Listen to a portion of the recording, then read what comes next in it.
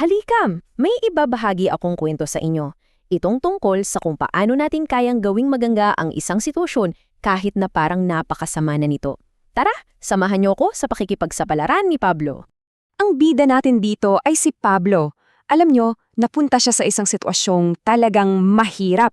Pero tingnan natin kung paano niya ito hinarap ng buong tapang at pag-asa.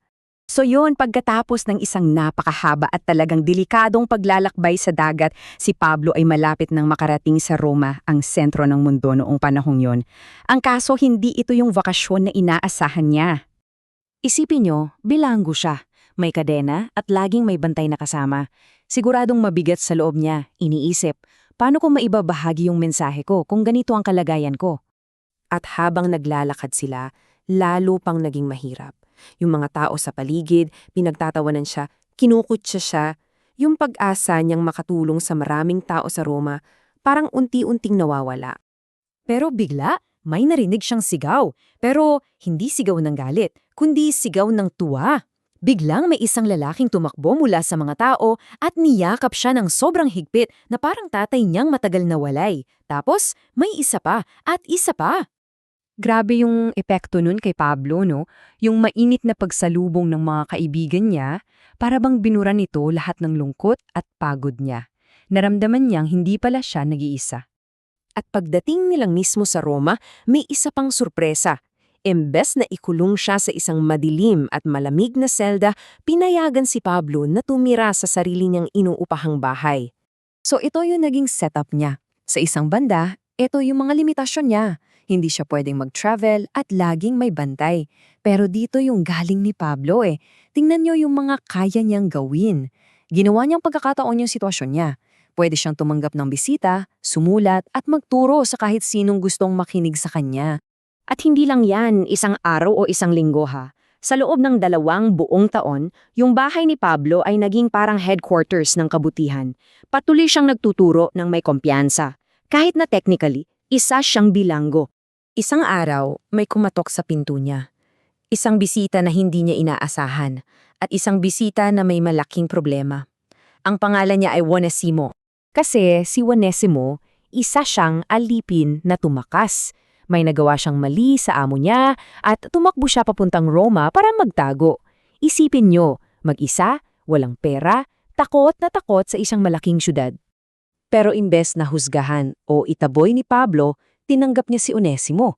Inalagaan niya at higit sa lahat, tinuruan niya tungkol sa isang bagong paraan ng pamumuhay. Nakinig naman si Onesimo at alam niyo, nagbago ang buhay niya at naging matapat na kaibigan pa siya ni Pablo. Okay, masaya na sila. Pero teka, may isang problema pa. Paano naman yung amo na niloko ni Onesimo?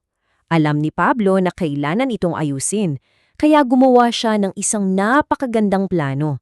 Ito yung plano ni Pablo para mag-aayos ang lahat. Una, pinabalik niya si Onesimo sa amo niya. Pangalawa, pinadalhan niya ng personal na sulat yung amo, si Filemon. Pangatlo, nakiusap siya na sana patawarin na si Onesimo.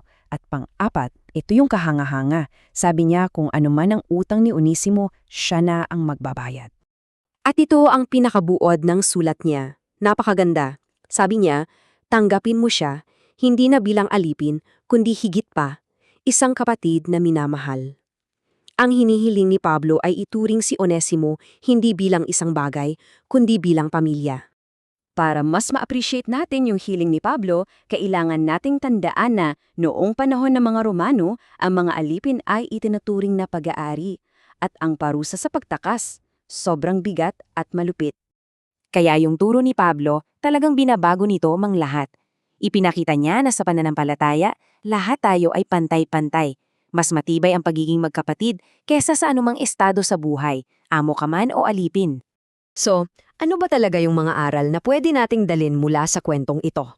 Well, una, nakita natin kung gaano kalakas ang epekto ng pagkakaibigan. Pangalawa, kahit gaano kahirap ang sitwasyon, pwede itong maging pagkakataon. Pangatlo, yung kapangyarihan ng pagpapatawad na bumuo ng nasira. At pang-apat, na lahat tayo ay dapat tratuhin ng may pagmamahal at respeto. Kaya iiwan ko kayo sa tanong na ito. Sino kaya sa mga kakilala mo ang pwede mong bigyan ng regalo ng pagkakaibigan o pagpapatawad ngayon? Kasi sa paggawa natin ito, yung magandang kwento ni na Pablo at Onesimo nagiging parte na rin ng kwento natin.